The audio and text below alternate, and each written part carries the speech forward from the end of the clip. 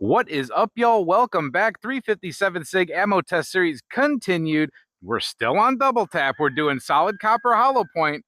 The Rooster's pretty happy about that.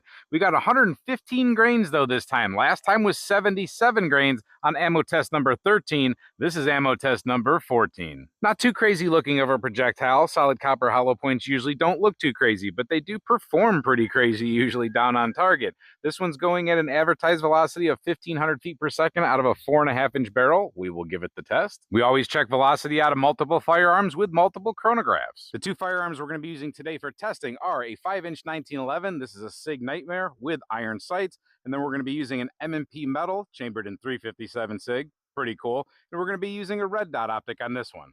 And this one has a 4.25-inch barrel.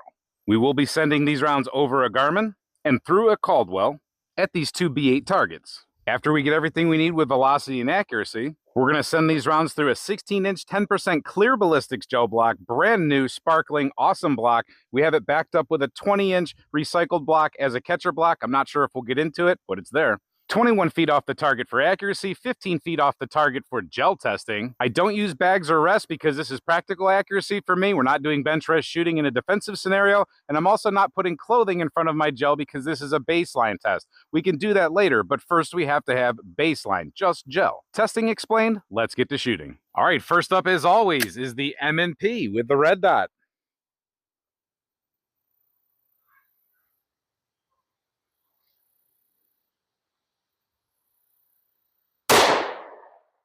We have 1433 downrange. We have 1438.1 back here.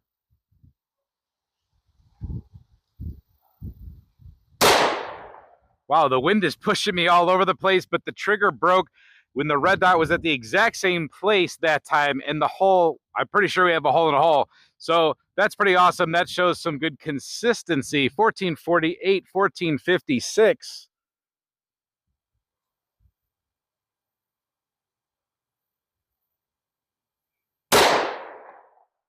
I think we might have three in the same hole. 1439, 1450.3.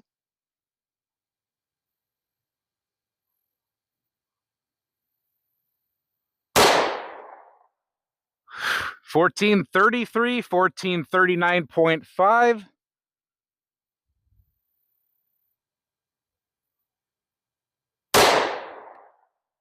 And 1423 and 1436.9. Let's go take a look. Interesting groupings here. We have three right here. That's pretty awesome. I think that was 1, 2, 3.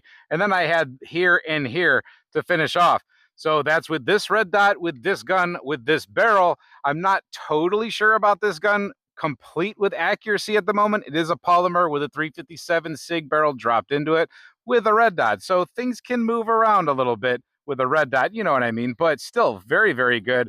I mean, that's awesome accuracy right there. Anything you can cover up with a hand, that is pretty cool right there. I like it. Let's see what we can do with the 1911. I forgot to mention out of this gun, it doesn't feel harsh at all, but you can tell it feels a little bit different. It's just a little bit more recoily. I'm not going to say poppy. I hate that word. It's not poppy. It just has a little bit more of a jarring effect than a 77 grain one does, but increased grain weight, nothing you can't handle. All right, now we're on to the 1911, increasing barrel length. We have a rock solid platform now, but now I'm dealing with iron sights. So let's see how we do.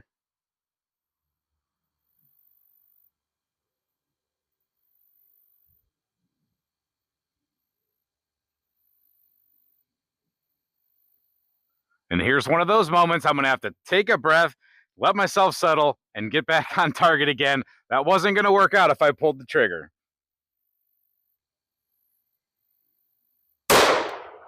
And it's still shot a little bit high. I might not be doing too good right now with my 1911 today. 1497.3 back here and 1506 up there. Let me see if I can do a little bit better.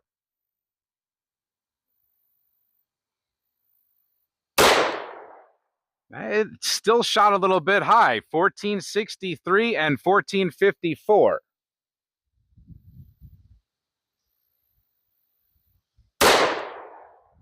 1448 and 1442.5.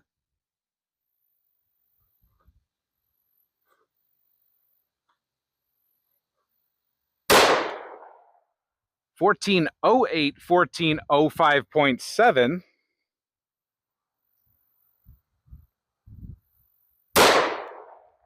And 1439.5, 1441. Let's go take a look. Well, this is what I was able to squeak out of it today. The light is a little bit tricky on my back with those 3-dot sights at this time of day, but it could be shooting just a little bit high for me. I would say in general with that 1911, I usually don't shoot that high. So you might have a little bit of a point of impact shift when you change different grain weights with those copper ammunitions. I did land one in here, but that could have been a fluke, or that could have been me actually doing things right. We'll have to see. I'd have to shoot this in a little bit different lighting condition to totally know for sure. But overall, very acceptable. It passes the hand test. If it fits under the hand, it's good enough for defense. If it's in the black in general, it's good enough for defense. I'd say that's pretty darn good. Let's see what this stuff does in gel. All right, hopefully we get this right. We're going to go for a little bit top left in that gel block. Just a little bit.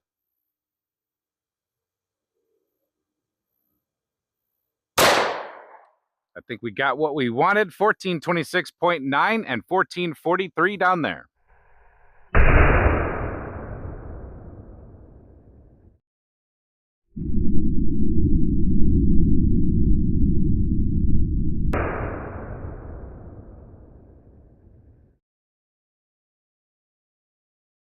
All right, impact right there, but that little piece of copper has nothing to do with it. That was a previous test. All right, this is the only good angle I'm going to be able to show it to you at, because we are kind of close to those other tracks, but we have what is a very consistent solid copper hollow point type of a wound track.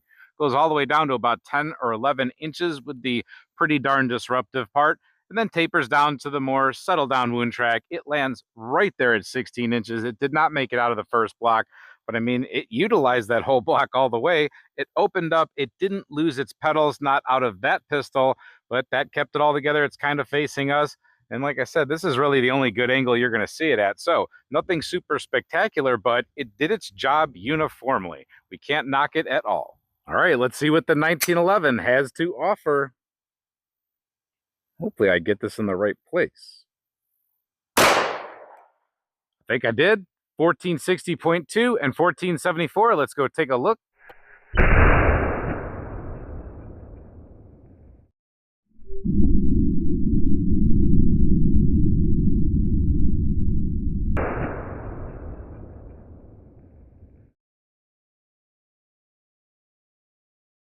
All right, there we go right there. All right, there you go. I'd say that's a pretty darn nice, consistent wound track. It didn't behave like the lighter stuff, the 77 grain stuff.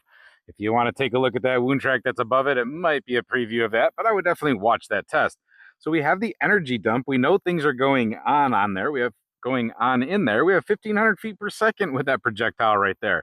It has a very consistent, like I said, wound track, tapering down very uniformly, gets down to the pokey part of the wound channel at the end, and it opened all the way up without losing any pedals, and it got to 16 inches.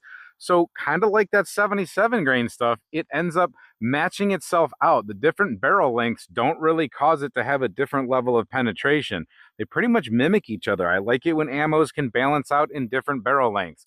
We're going to get these things dug out and take a look, but they're going to look totally different than the other ones. They didn't shatter and lose everything like the other ones did. So I'd say this is consistent, uniform. And remember, this is baseline. We don't have clothing here. I know people are going to say different things. Maybe it'll behave a little bit different in clothing. Maybe we'll check that out. But for now, I would say that is good, consistent performance, and it's shootable out of that gun too. I forgot to mention, very controllable out of that 1911. Solid coppers, they usually feel pretty good out of handguns. Just the way they're loaded at the weights they have and the velocities they have. Enough talking, let's get it dug out. All right, here we go. M&P and 1911. They look pretty darn close. The only reason I would be able to know that this is the M&P now that I've looked at them is because the pedals aren't peeled back as deep. They're not curled in as much as this one. These ones are open just at a little bit more of an angle. That's due to the less velocity out of this one. More velocity pushed them back just a little bit harder. Looking at them from the side, you can see they have a pretty significant post left in them of solid copper. And when we flip them over to upside down, you see a little bit of a concave base to them, but still solid. The one out of the M&P 40 is going to weigh 115 grains, 0.2, 0.3. And then the other one is going to weigh 115.3 grains, showing very good consistency, but also showing, keep in mind, this is a 9mm bullet, and we love 9mm. But if you put two 9mm together, sometimes you have a 230 grain 45.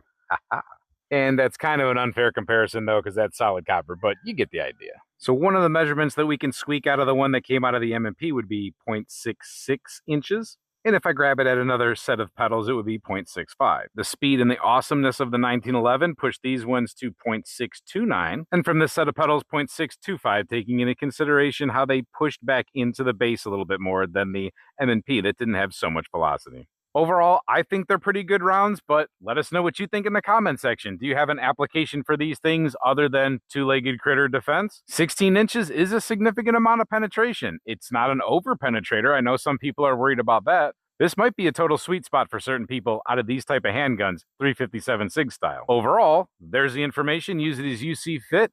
Thank you for watching this video. Hope to see you at the next one. And until then, stay safe, have fun, and keep shooting.